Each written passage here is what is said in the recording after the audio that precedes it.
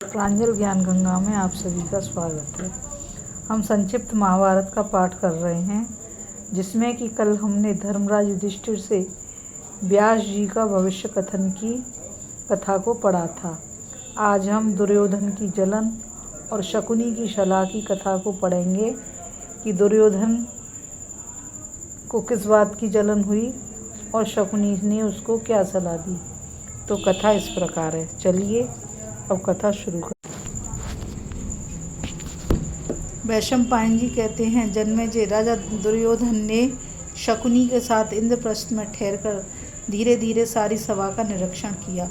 उसने वहाँ ऐसा कला कौशल देखा जो हस्तिनापुर में कभी देखा नहीं था। एक दिन सभा में घूमते समय दुर्योधन किसी स्फटिक के चौक में पहुँच गया और उसे जल समझकर उसने अपना वस्त्र उठा लिया। पीछे अपना भ्रम जानकर उसे दुख हुआ और वह यों ही इधर उधर भटकने लगा। अंत में वह स्थल को जल समझकर गिर पड़ा और दुखी एवं लज्जित हुआ। वह वहाँ से अभी कुछ ही आगे बढ़ा था कि स्थल के धोखे स्फटिक के समान निर्मल जल एवं कमलों से सुशोभित बावली में जा पड़ा। धर्मराज की आज्ञा से सेवकों ने उसे उत्तम उत्तम वस्त्र लाकर दिए। उसकी यह दशा देखकर भीमसेन, अर्जुन, नकुल, सहदेव सब के सब हंसने लगे। दुर्योधन के अशिहुण चित्त में उनकी हंसी से कष्ट तो अवश्य हुआ, परंतु उसने अपने मन का भाव छुपा लिया और उनकी ओर दृष्टि उठाकर देखा भी नहीं। इसके बाद जब वह दरवाजे के आकार की स्फटिक निर्मित भीत को फाटक समझकर घुसने लगा, तब ऐसी टक्कर लगी कि उसे चक्कर आ गया। एक स्थान पर बड़े बड़े किवाड़ धक्का देकर खोलने लगा तो दूसरी ओर गिर पड़ा। एक बार सही दरवाजे पर पहुंचा तो भी धोखा समझकर उधर से लौट आया। इस प्रकार बार बार धोखा खाने से और यज्ञ की अद्भुत विभूति देखने से दुर्योधन के मन में बड़ी जलन एवं पीड़ा हुई। वह युधिष्ठिर से अनुमति लेकर हस्तिनापुर के लिए चल पड़ा।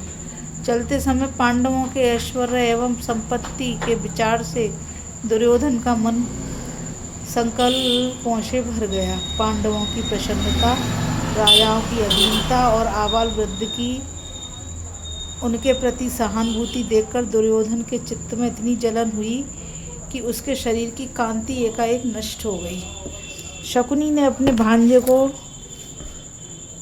विकल देखकर पूछा, दुर्योधन, तुम्हारी सांस लंबी क्यों चल रही है? दुर्योधन ने कहा, मामा जी, धर्मराज युधिष्ठिर ने अर्जुन के शस्त्र कौशल से सारी पृथ्वी अपने अधीन कर ली है और उन्होंने इंद्र के समान निर्विघ्न राजसूय यज्ञ संपन्न कर लिया है। उनका यह ऐश्वर्य देखकर मेरा शरीर रात दिन जलता रहता है। श्री कृष्ण ने सबके सामने ही शिशुपाल को मार गिराया, परंतु किसी राजा की चूतक करने की हिम्मत ना हुई। कठिनाई तो यह है कि मैं अकेला उनकी राज लक्ष्मी ले नहीं सकता और मुझे मेरा कोई सहायक दिखता नहीं है। अब मैं प्राण त्यागने का विचार कर रहा हूँ। मेरे मन में युधिष्ठिर का महान ऐश्वर्य देखकर यही निश्चय हुआ है कि प्रारब्ध ही प्रधान है और पुरुषार्थ व्यर्थ। मैंने पहले पांडवों के नाश का प्रयत्न किया था, परंतु वे सभी विपत्तियों से बच गए और अब दिनों दिन उन्नत होते जा रहे हैं। यही तो देव की प्रधानता और पुरुषार्थ की निरर्थकता है। देव की अनुकूलता से वे बढ़ रहे हैं और पुरुषार्थ करने पर भी मेरी अवनति होती जा रही है। मामा जी, अब आप मुझ दुखी को प्राण त्याग की आज्ञा दीजिए, क्योंकि मैं क्रोध की आग में झुलस रहा हूँ। आप पिताजी के पास जाकर यह समाचार सुना दीजिए। शकुनी ने कहा, दुर्योधन, पांडव अपने भाग्यानुसार प्राप्त भाग का भोग कर रहे हैं। उनसे द्वेष करना ठीक नहीं। तुम्हारा यह समझना ठीक नहीं कि मेरा कोई सहायक नहीं, क्योंकि तुम्हारे सभी भाई तुम्हारे अधीन एवं अनुयायी हैं। महाधनुर्धर द्रोण, उनके पुत्र अश्वत्थामा, सूत पुत्र कर्ण, महारथी कृपाचार्य, राजा सोमदत्त तथा उसके भाई तुम्हारे पक्ष में हैं।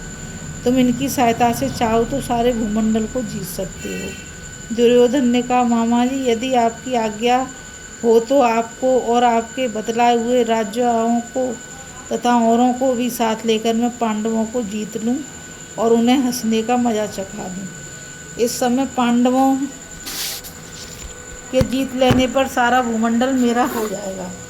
यह सब राजा तथा यह दिव्य सभा भी मेरे अधीन हो जाएगी। शकुनी ने कहा, दुर्योधन, भगवान श्री कृष्ण, अर्जुन, भीमसेन, युधिष्ठिर, नकुल, सहदेव, द्रुपद और धृष्टद्युम्न आदि को युद्ध में जीतना बड़े बड़े देवताओं की शक्ति के भी बाहर है। ये सब महारथी, श्रेष्ठ धनुर्धर, अस्त्र विद्या में कुशल और उत्तम योद्धा हैं। अच्छा है, तो मैं युधिष्ठिर को जीतने का उपाय बतलाता हूँ। युधिष्ठिर को जुए का शौक तो बहुत है, परंतु उन्हें खेलना नहीं आता। यदि उन्हें जुए के लिए बुलाया जाए तो वे ना नहीं कर सकेंगे। और मैं जुआ खेलने में ऐसा निपुण हूँ कि भूमंडल में तो क्या, त्रिलोकी में भी मेरे समान कोई नहीं है। इसलिए तुम उनको बुलाओ, मैं चतुराई से उनका सारा राज्य और वैभव ले लूँगा।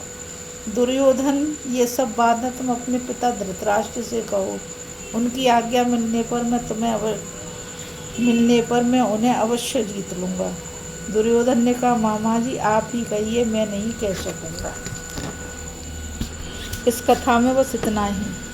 अभी हम दुर्योधन की जलन और शकुनी की सलाह की कथा को पढ़ रहे थे। अब हम दुर्योधन और धृतराष्ट्र की बातचीत तथा विदुर की सलाह की कथा को पढ़ेंगे। इस कथा में बस इतना ही।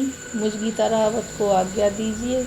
कल फिर मिलेंगे एक नई कथा के साथ। जब तक के लिए राधे राधे। जय श्री कृष्णा। नमस्कार।